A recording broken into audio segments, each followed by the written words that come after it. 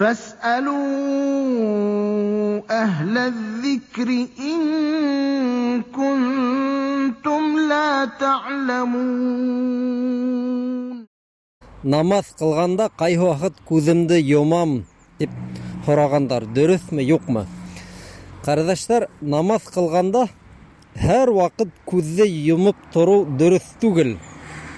Ләкин ниндидер мана әүрәтүс нәмәләр бар икән. Әйтәйек, кеше берәй урында намаз кылып тора, авында төрле һүрәттәр бар. Сөнки белмәйбез, төрле хәлдәр була. Кайсы вакыт без намазны үзебез хайламаган урында кылабыз. Авында төрле һүрәттәр була ала, бит. Ихтибарыбызды ситкә юнәлтүс нәмәләр була ала. Ана шул вакытта әгәр кеше күзен йомып ала икән, ягъни зарурат, вынужденность, необходимость.